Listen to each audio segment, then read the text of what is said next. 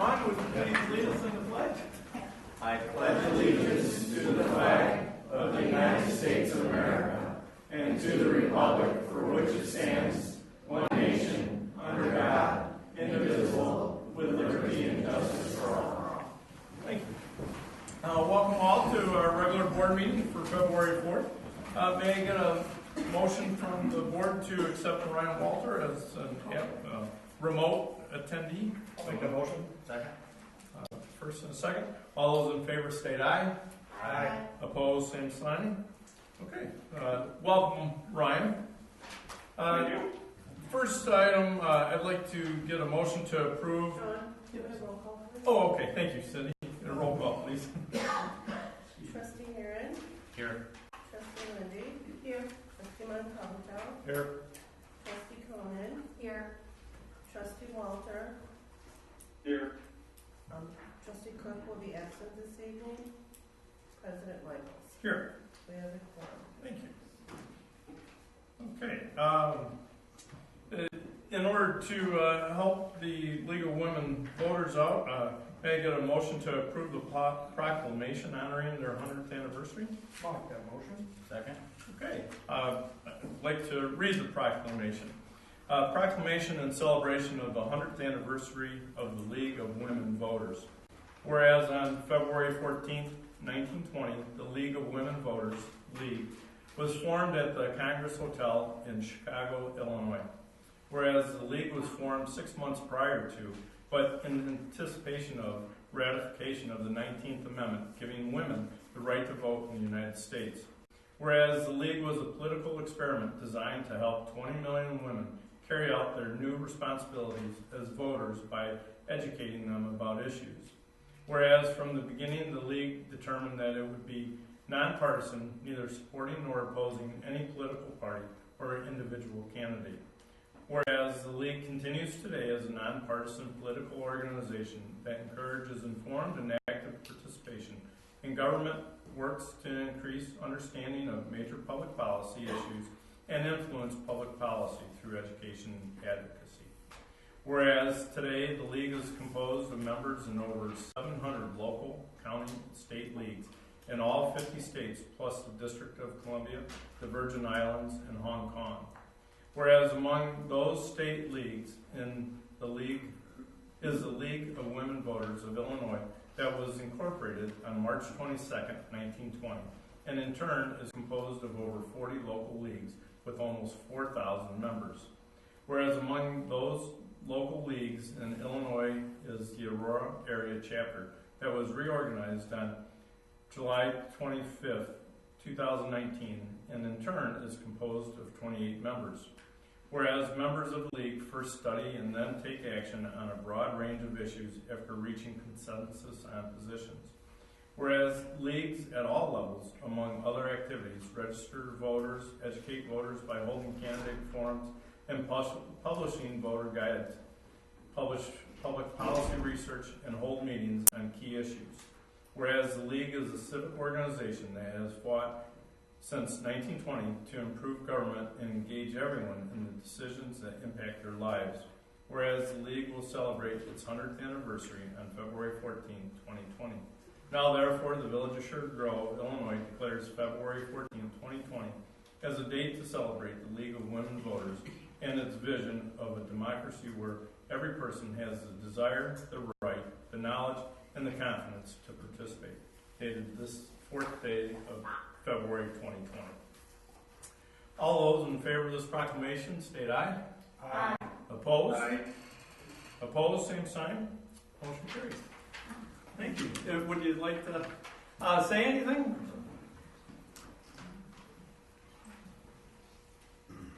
First, thank you for accommodating us. We're going to violate the speed laws. So we're going to Oswego for the next presentation. But thank you, President and all trustees. We are happy to be here in Sugar Grove. We are especially happy to be starting the second 100 years for the League of Women Voters. We will do our work, and you can hold us accountable. Great. Thank you. Congratulations.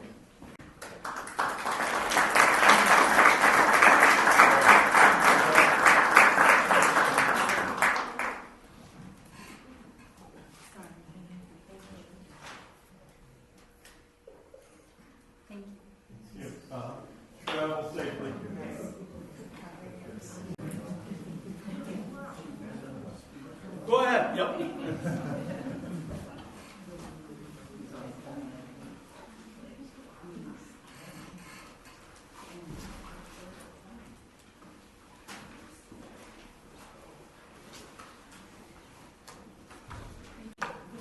Good night.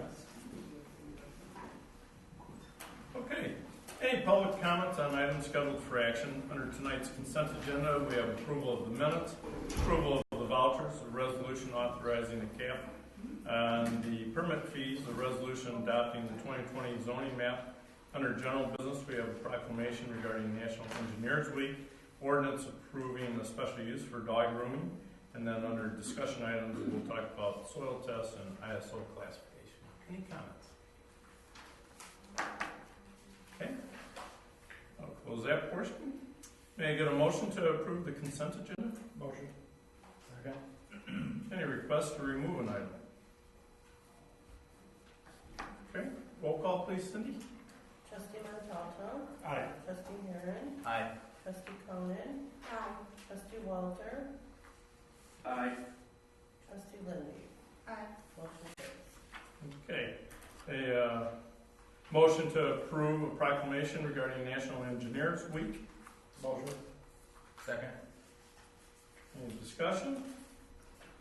I won't read it, but thank you to our engineers. They do a great job, and congratulations to Dave Burrows and Pete Wallace for their promotions to retirement and semi-retiree status, and to you, Michelle. So congratulations. All in favor of the proclamation, state aye. Aye. Opposed? Same sign. Whoops, sorry, Ryan.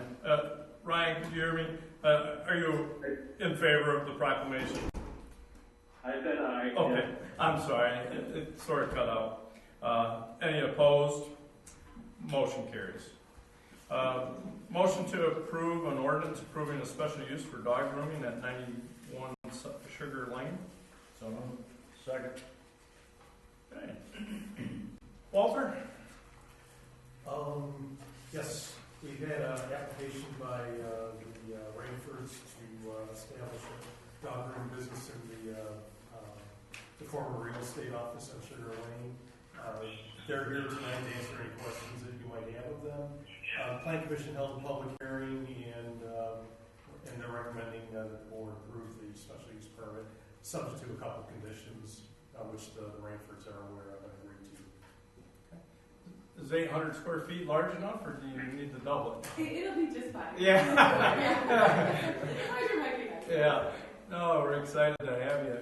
And you have an existing business? We do. We've been actually in Hinkley for 4 years since April, and we started with absolutely nothing, and we've gotten really big. And we have quite a few customers that come from Sugar Grove, so we're really excited to come here. Great. Your proximity to the animal hospital should be good as well. Well, yes, Yeah. yes, definitely. Oh. And also Sugar Grove too has the pet supply right there, so that's helpful too. Oh, yeah. These Yeah. locations. Oh, fantastic. I have no questions regarding the petition. Is anybody else? No. Hey, thank you. It said in the petition, you're not housing dogs or overnight or anything, it's just Nothing at all. typically grooming and that's it. That's correct, yes. No housing, no boarding, no daycare, and no do-it-yourself dog wash, also no retail, just Okay. simple grooming. All right. Okay. No other questions? Roll call, please, Cindy. Trustee Herron? Aye. Trustee Montalto? Aye. Trustee Lindy? Aye. Trustee Cronin? Aye. Trustee Walter? Aye. Motion carries. Good. Discussion items, residential lot soil tests. I don't know, Brent or Walter and Chris is here, so, I'll start it. okay. If you recall, a couple meetings ago, we related a conversation that Brent and I had with one of the home builders, and one of the areas of concern that he raised was our requirement for soil tests with the building permit for new construction. Because apparently his experience is that the communities he's working in, they don't require that. So we agreed to review that, and the staff and consultants reviewed it. We also didn't do an exhaustive survey, but we surveyed other communities around us to see what they're doing. And there are a few that don't require it, but most do. So we're not an outlier in that respect. And the conclusion is that the building code requires it for a reason. Now, it also gives the chief building official the ability to waive it. But as I indicated in the board report, Chris is not a registered soil classifier or soil scientist, so he doesn't have the capability to make a determination of whether or not a particular soil is good or bad. So we require it.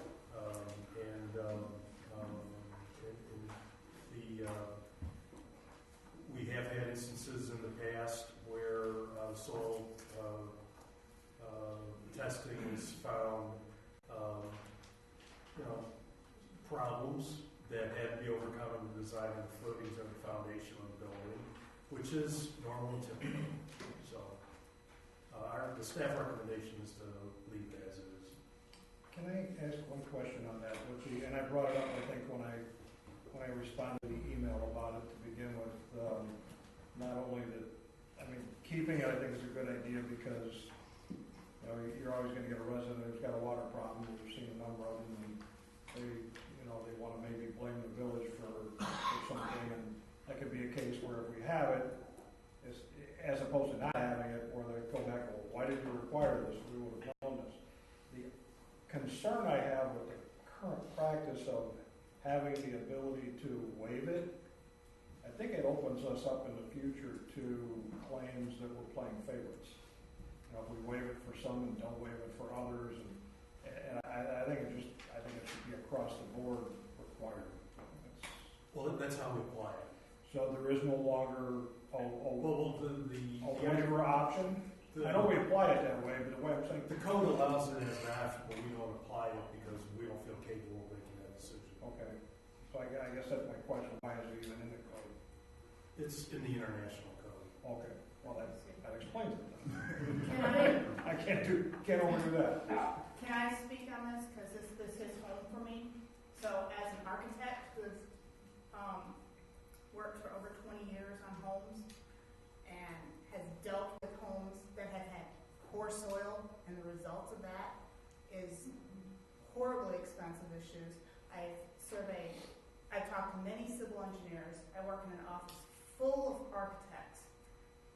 The two civil engineer firms that I spoke with them, and the structural engineers and my entire office and all the architects, the thought of getting rid of the soil test requirement was the "are you crazy?"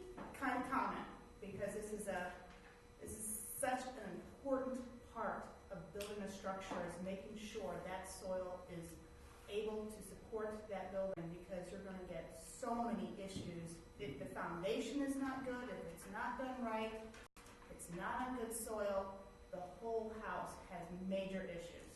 And I'm sorry I'm on my soapbox, but I've dealt with so many homes that have had issues because the soils were bad and I didn't do soil tests.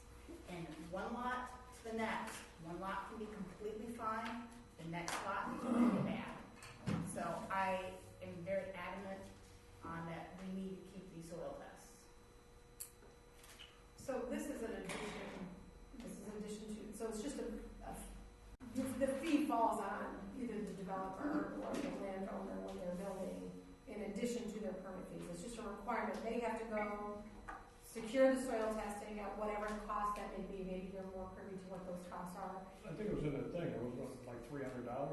It's not at all. It's like getting a house inspection when you buy a house. Yeah, and I know some of them just did it for like $1,200. So that's why I asked, like, what if there's parameters in place. But I guess my question is, there are other things that I'm missing that we then also ask, like this, that are additional to permit fees.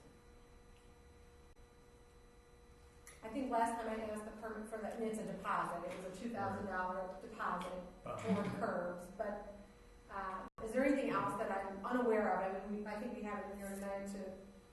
Right? I guess Walter, or Chris, when somebody submits for a single-family permit, what's in a packet that they provide?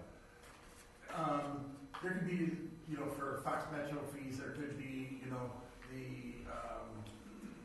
like I said, the soil testing fees, could be the engineering fees, but a lot of those are picked up by the builder himself. So it's, and how he dispenses it to the resident, and we're not aware of. Right. But I'm just curious how many additional fees they.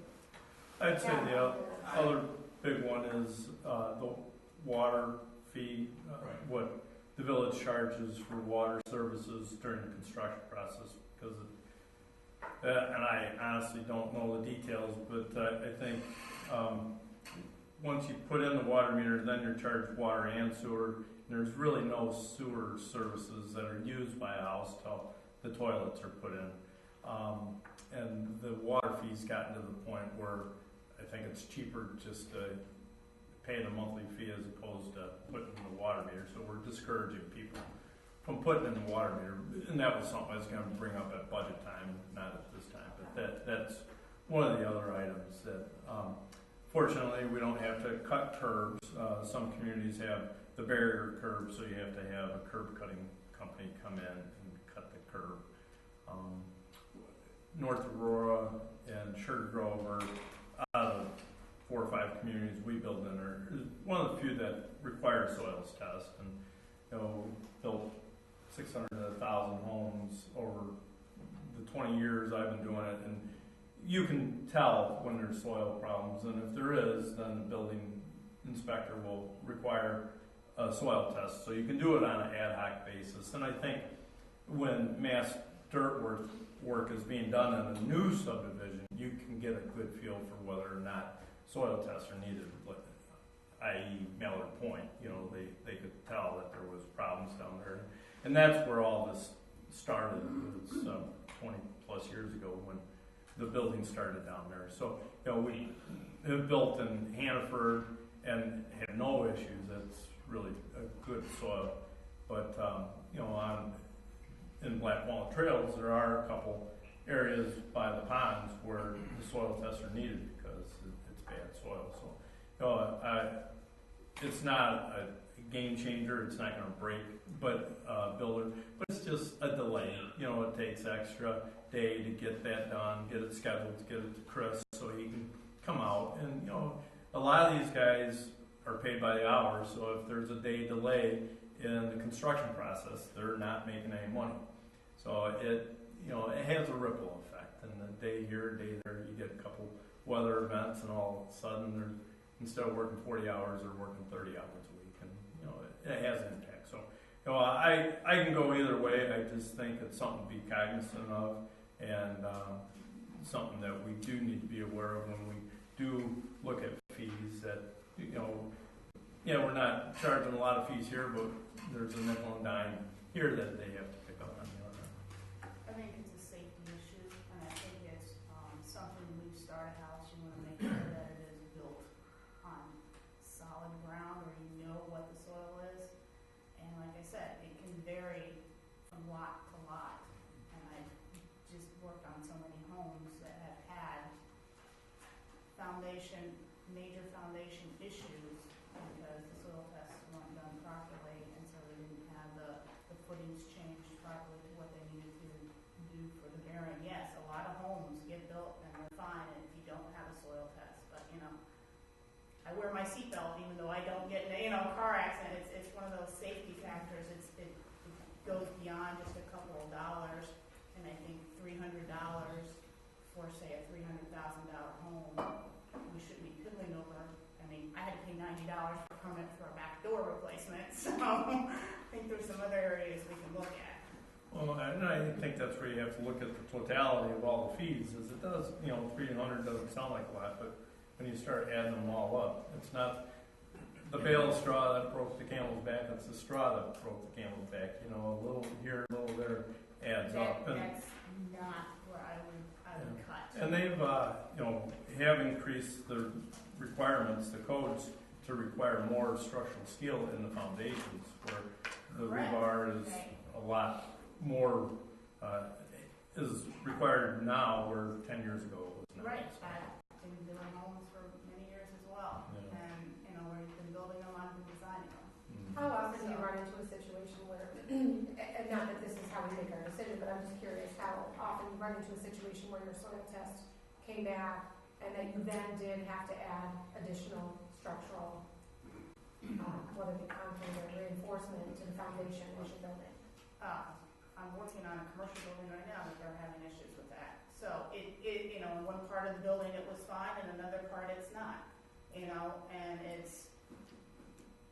it depends on the area you're in. I went to one house in Naperville, and I was to look at the house, he was gonna buy it, and I went there with the structural engineer as well, and the house was sinking. And you had a roller chair and it just rolled in the basement, it was that bad, and the structural engineer is like, one of those, don't buy the houses next door were perfectly fine. This just happened to have the bad soil on it, and I suppose if you know ahead of time it's there, you know how to design a house. you can design for it. Right. I know my son-in-law's got a plumbing company. He told me there was a house he worked on up in, I want to say South Elgin or someplace up there, that they actually had a stream running through the house because it was a constant flow of water, but they designed the house to have a stream running through the basement. Yeah, he said it's really pretty, but it goes kind of weird. Yeah, But you can't design it if you know it's there. Yeah, you can definitely design for it. There's ways for knowing what your soil pressure is and what size footing you need, and you can do that, no problem. But if you don't have the soil test, then you're leaving it up to the contractor to make that decision, and not a soil testing company that's what they get paid for to tell you, yes, this is 3,000 psi. Didn't they have problems with the soil when they're talking about building retail off of 47 and Galena too? When they did the soil test? What? The 47 in Galena when they were talking about putting retail in The it? gentleman said that, yeah, which I would, It looks I like would it's challenge. concrete, but Well, yeah. I would challenge because that's slab on grade where you're not doing even a footing going down before. So, for that soil not to accept a slab on grade would be something. But, you take the 200 homes in Black Walnut or the 500 homes and, the 200 homes in a subdivision that don't need it, and you multiply it by the $300, you're talking a considerable amount of money that I think when you first excavate a subdivision, you can see whether or not soil tests are needed. And a builder will, or I would not challenge somebody that needs it, one, because it could save liability down the road. But again, it's an item I think we just need to keep in the back of our mind that it is an extra cost to the builder when they do come in to get building permits. Okay. Any other discussion on this? Okay. Thank you, Chris, for being here. Appreciate it. And you guys don't have to stay for our meeting. If you want to go, we appreciate you being here. It's very nice, and the kids might have homework, but you're not going to offend us by any means. So. I appreciate it. Yes, yeah. No, I should have said something earlier. So we look forward. Please let us know when we're having a ribbon cutting so we can be there, okay? Oh, that'd be wonderful. Yeah, we'd like to do that. Thank you. Yeah. Thank you so much. I apologize. It's interesting. Yeah.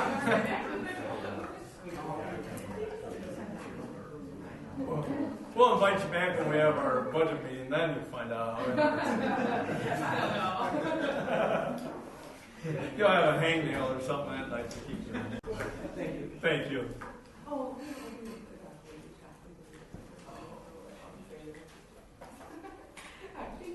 Yep, that's lucky. ISO classification. We received notification that it's time for us to update, renew, respond to the ISO survey and their subsequent follow-up inspections. And this has been something we've been kicking around for a while, but We question the value of participating in the, let me get the correct name here, the Building Code Effectiveness Grading Schedule of the ISO organization, because as near as we can tell, it has no appreciable effect on people's homeowners insurance policies, despite what the ISO claims. Effectively what it does is it verifies that we have the latest and greatest version of the building code, that we maintain building permit records and files correctly, whatever that means, and we have an inspection process for the construction process, among other things. Well, we do all of that, and that's pretty normal and customary these days. And the main reason we're kind of balking at continuing the participation in the program is the immense amount of work that's required to maintain the classification that we have, and it seems like it's nearly impossible for us, the village, given our resources, to improve our rating in this system. And so it just seems like an awful lot of work that doesn't really accomplish anything other than make this organization feel good. Do we, have we always complied with ISO, or was there a period? Yeah, where we did have, and the last time we had to go through their evaluation process was 5 years ago. It's a 5-year cycle, so we're up again, and it required an immense amount of time and effort on our part to respond to their request for information and documentation, and even involved a full day of them in the office reviewing what we do, reviewing records, our systems, and things like that. It just seems like an awful lot of work that doesn't produce any appreciable results. This is just like a police accreditation program. You know, for it doesn't cost us anything, but the best way I could describe it, if you're familiar with who's who, who's who in the world or whatever that's called, it seems like that. If you fill out the paperwork and pay the fee, you get your name in the book. And that seems like what we're doing. I reached out to my brother-in-law, who's in insurance, and also Bill Leonard, who is also in insurance. My question to Brent this week was, do we see any sort of discount for, our classification? If that made sense, right, if you see the insurance discount, then you would participate. But if you're spending, I don't know how many hours, staff hours, doing paperwork to keep accreditation that doesn't get us anywhere, and I'm not quite sure why we're wasting staff's time. Well, one of the things we have done over the years, since the last accreditation period, was we contacted insurance salesmen in the area. They don't even know what we're talking about because they don't use it. Well, my brother-in-law had to reach out to the direct carrier, and he said, I found the right department, but I haven't heard back yet, so I still don't have clarification if it really provides a discount, but it sounds like you all would know that if they were giving you anything, so. As far as we can tell, there's no direct benefit to the village. And it'd be the village residents, not necessarily the residents. Yeah. Well, I'd say for now, until we hear back, we can bring this back. Is there a certain date that we're supposed to respond to ISO? Yeah, I have to respond, let's see, by the 25th of this month. All right. So, Well, at least Would it be reasonable to say that we'll opt out unless we hear back from, some insurance sources that so it does have a real impact on people's rates? yeah. If the answer is that it doesn't matter, I assume we don't need to bring it back for discussions at Right. later. Yeah. Okay, thank you. thank you. Any other discussion items? Okay. Any questions for staff? big snowstorm coming? How's the salt? We're doing good. It's 1 to 3 inches predicted of snow. Oh. So, All right. and with the mild winter, we're in good supplies. Uh-huh. Good. And they're doing, Julie relocates on Bliss and Wheeler right now, so getting ready for the construction. So. Correct, yeah. Utility relocates. Nicor and AT&T still have work out there. About a couple months, they're behind schedule. And D's supposed to start. We don't have an exact starting date yet. We didn't have a pre-construction meeting yet. Okay. It's scheduled for next week. And thank you for looking into the median for 47. We talked about it, and the grass that's there where the single tree is, there was other trees, but they either died or gotten hit. But we'll keep that area. But thanks to your inquiry, it's they're going to repave the median before the original plan was not.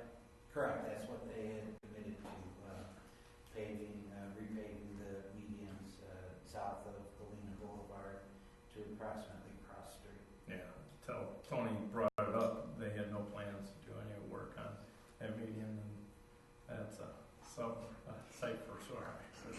It's in sad shape, so hopefully they replace the curb there and patch that up. So, thank you for looking into that. It's good to have. All right, we've got a couple new things posted on the web and things on Facebook. Yeah. Great. Okay. Any other questions for staff? Trustee reports? Heidi? Girl Scout cookies. I believe ours is supposed to be getting them in on the 22nd, so looking for your delivery shortly after that. Okay. Great.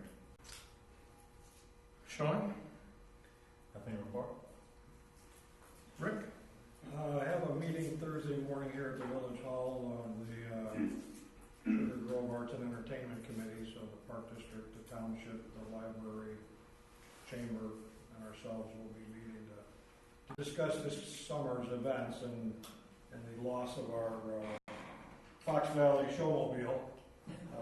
So right now we're looking at, we've got 2 events scheduled, one for July 10th. It's a band called The Chain. They're a Fleetwood Mac tribute band. And we got one for July 31st. The band's called Rico. They're a Santana tribute band. So they're both good bands. And we're going to be forced at this point to rent a showmobile or stage or something to that effect. And because they cost us about $2,000 to rent, it's going to cut our season from 4 concerts down to 2. With the funding we have. But we're going to discuss going forward the possibility of a possible community project working towards a structure, a permanent structure, like a gazebo, or something that we can build that would house a band of 6 and maybe be used for other things. So that'll all be discussed on Thursday. So hopefully, putting our heads together, we'll come up with some answers for going forward. Okay. Anything else? No. Ryan, any comments? Nothing right now, thanks. Okay. Or Jen?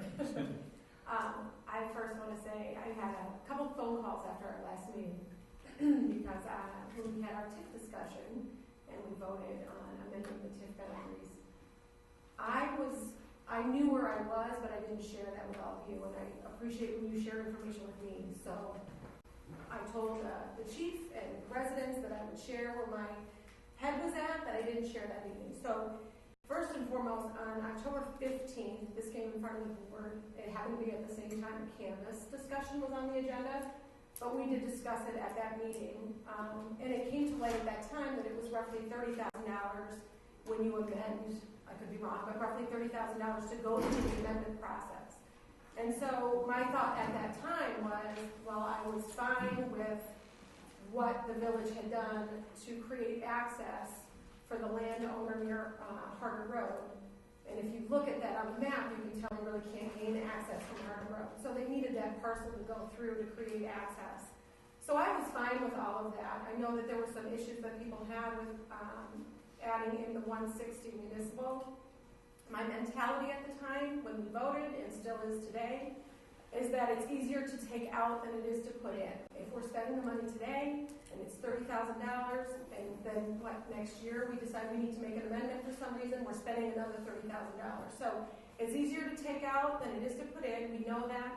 We also vote on whether something is done within that TIF district. So to me, that was another solace for me when I voted, is that we ultimately make those decisions as well. So I just wanted, I did meet with Chief Perkins prior to our board meeting. I did have a phone call with one of their board members, and I met with Chief Perkins after the meeting and after my vote. And I said my biggest regret was that I didn't tell him what I was thinking. So he had some of his board here, and they thought, well, you said Jen was good, kind of thing. And Jen wasn't. Jen's mentality was, maybe I didn't share that or clue that into them, so I apologize. But I don't apologize for the vote. I think it was the right thing to do. So I just wanted the residents to know why I did it. So there you have that. Also, just a couple of things we did in the last couple of weeks. I wanted to thank Sean for allowing me to be part of the EDC task force, which has been 2 meetings, I believe. I missed the first, but I'm on the second. And moving forward in economic development for all of Sugar Grove, so I'm excited to be a part of that. I got to spend some time with Rick this past week. I know he was super excited. He wants to do that with me, but we met with some candidates for some different positions: King County Chair, Senate, our senator. So, and I met with Brent to Congressman Sean Caxton. So it was kind of a round table. It's a great opportunity to meet. That was a great opportunity to hear some different federal things that are going on that were like this over my head. I think that was my talking about when you try to get your brain wrapped around local government. It's really a different level when you talk about federal. But it was nice to make a connection and see other people that are at different municipalities that we have interaction with. So that was good. I thought it was never going to happen. Tony sent me a couple pictures of the adoptive highway. I think I mentioned it this past summer that I was putting into Adopt 47 because it needed adopted. And the signs finally went up, the vests showed up, the garbage bags showed up. And if you look at the signs, it says Citizens of Sugar Grove. So it's open to all of Sugar Grove residents who want to pick up garbage with Jen Conan. I would love to do that. And hopefully through Allison, when the time comes that we put those dates out, we'll put them out through Facebook and they can contact me and we can arrange those. So keeping Sugar Grove clean, and hopefully at the same time, IDOT realizes that the highway has been adopted and maybe they'll put in a traffic light. So I'm not saying that'll work out, but something to think about. And I think that's it, the cusp of everything I have. That's all I have. Okay, great, thank you. President's report, I met with the new Chamber Director, Beth Goncher, this morning, so I look forward to working with her and having the C and the village work with her on publications and notices, and maybe volunteer the chief for a potential conversation at the Chamber luncheon, so but it's good to have a fresh face there. And I had a nice interview with the crier last week, so I appreciate the Kansas newspaper taking time to interview us, so it's fun to give back. Okay, any public comments? Yes, please stand. Trustee Cronin, I just want to know if all volunteers get one of those snazzy vests to wear. You do. Okay, great, thanks. Yeah, he's been doing that for a long time. Anybody else going? Is that, oh, No, go ahead. I'm just getting up to the old podium here, so I can lean okay. back. Go ahead. Ask whatever. Oh, no, I got along. You get me. Oh, all right. Putting Pressure on me here. I can give these to you guys. I'll give you some information and go over them. Illinois Municipal Code 65, which basically has all the laws and statutes of the good old state of Illinois. Thank you. And then if I could give you one, Ryan, I'm going to give one to Jen. Give you, please. Thank you. Yep. Oh, I'm sorry. Ted's gone. Is there a Yes, mailbox or so something? put it in the back. Thank you. Basically, this is in regards to all of the hubbub from the end of last week regarding the notice that Crown was going to withdraw or send petition information in for de-annexation to Sugar Grove.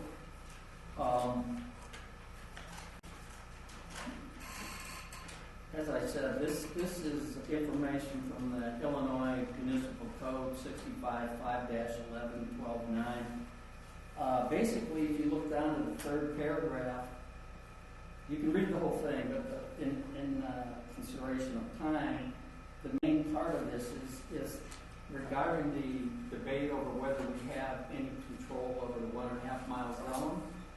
Since we do not have an agreement with Elburn on boundaries, and it says in the absence of such agreement, referring to a boundary agreement with another municipality, the jurisdiction of any one of the corporate authorities shall extend to the median line equidistant from its boundary and the boundary of the other corporate authority nearest to the boundary of the first corporate authority at any given point on the line.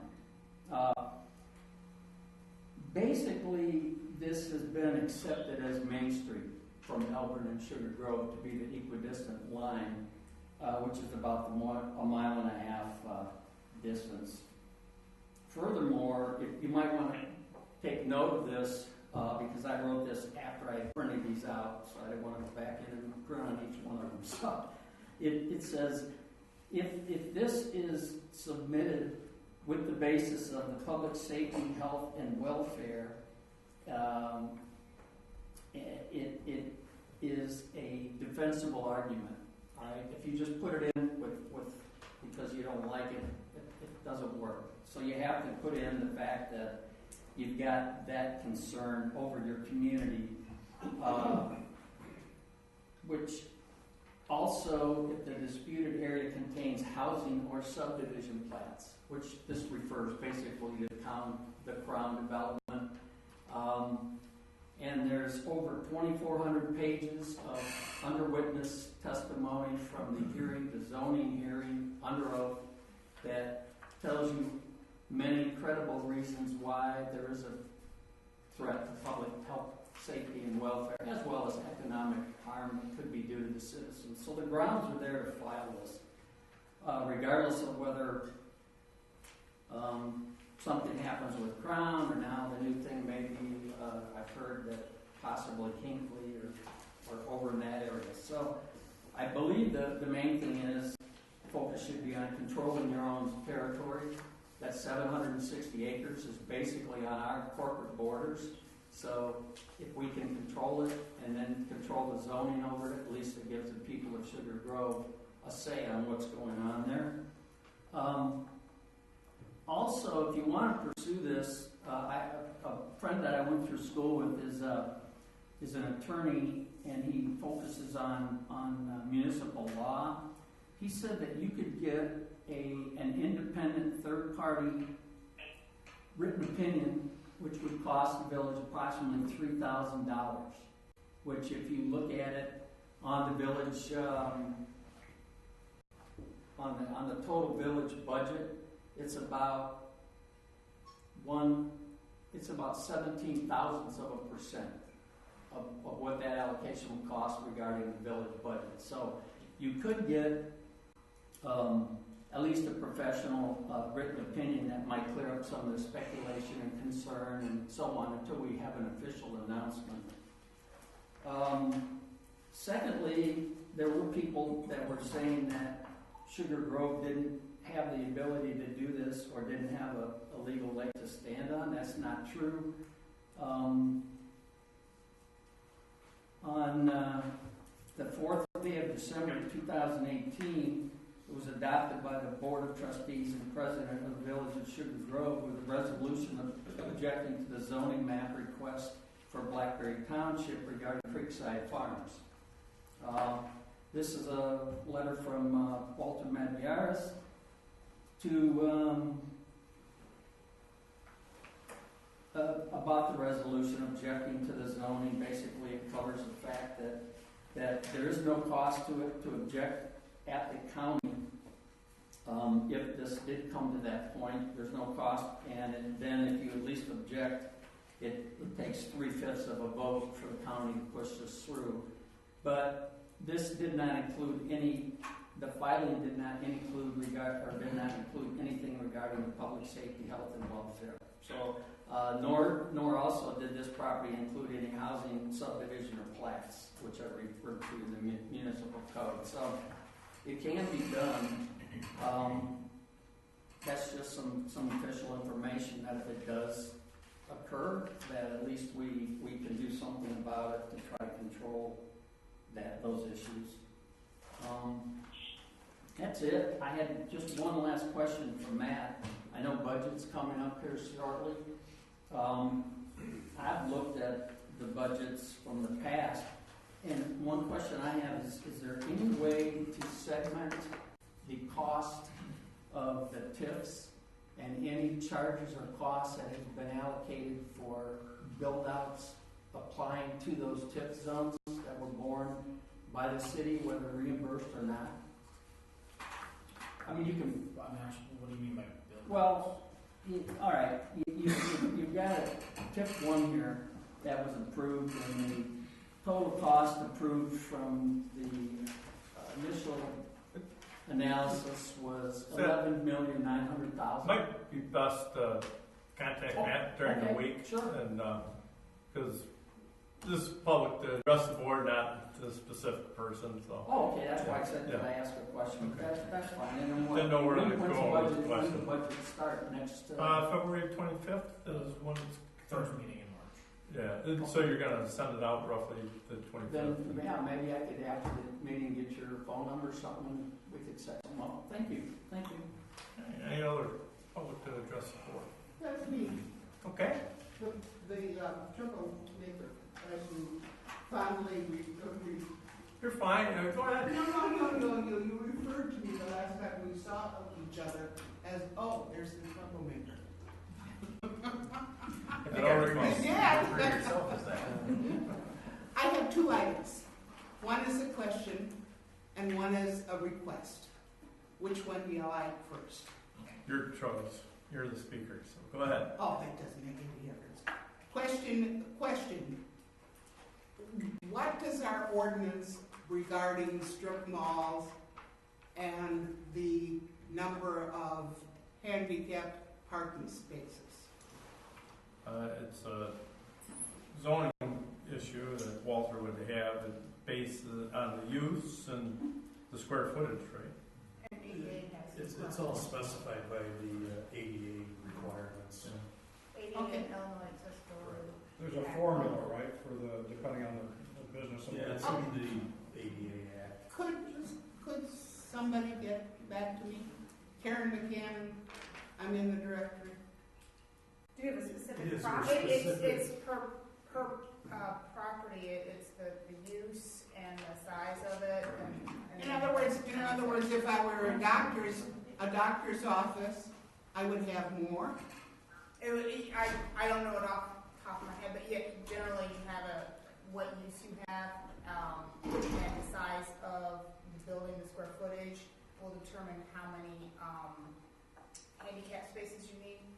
So, and that's all ADA and Illinois Accessibility Act both. Is there a specific property Yeah, if there's a that you specific think property. doesn't comply? Yes. Over on Division Street, the AIM Physical Therapy. There's only one parking spot at the far end, east end, and one at the west end, and there are a lot more just single parking. And I'm wondering how many, because I'm going to physical therapy and half the time I can't find a parking spot. Right. Okay. We'll investigate. Could you please? Thank you, and maybe Amy might put her 2 cents in. The next one is a request. I've been requesting this for over 6 years, and it's about the sidewalks on Neal Street between Stanley and Richards. And from across to Neal Street on Richards, there's no sidewalks whatsoever. And the bank property, you can't put one on either, because it's a hill. But I just recently heard that Mallard Point is going to have looks at sidewalks because of handicapped people. I bet you dimes to donuts that Neal Street is worse than that. Plus, they're older than that. I would like to be able to go around the block in my neighborhood to visit some of my neighbors, and I cannot because of the sidewalks. But according to ADA, if you don't change the sidewalks, then you have to put a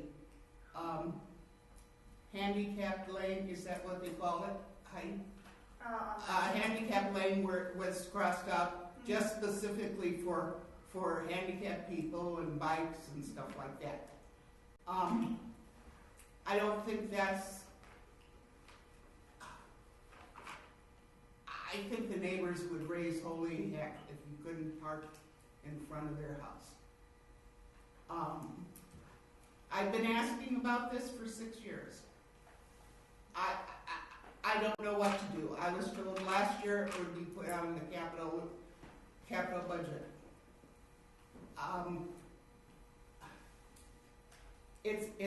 It's not a good situation. Some of those have you all been on Neal Street between Stanley and Richards? You should walk the south side because some of the sidewalks, I swear, are that small. And I mean, you can't even take a stroller on the sidewalks. You have to go in the street. And I can go around the block. I go to Stanley and then up Neal. Biggest problem is in the summer when it's nice and light out and I go up from Neal to Cross Street to get onto my sidewalk. All the people are coming home and they zoom around. So eventually I'll get hit. And you won't have to worry about this person that's a troublemaker. So, but it is a dangerous situation for me because I'm lower to the ground and not everybody expects to see me. It's not as if I had a crosswalk there, but I would appreciate that you, Sean may remember this. Remember, Sean, when I brought up the subject of this, the sidewalks, and I brought my brace in? I don't. And I said you should walk in my shoes. I apologize, I don't remember that. Well, I got my braces on if you want to see them. You know, but. Okay, so your request is that we look into the sidewalks. Is there anything else? Not look into them.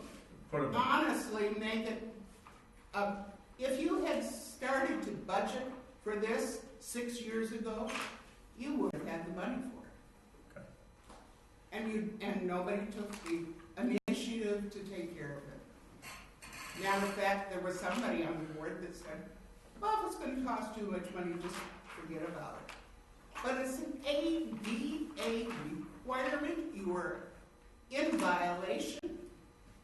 And I'll tell you, those people get a nosebleed about this, and they're gonna put it to us. Heidi, am I right? Any other comments?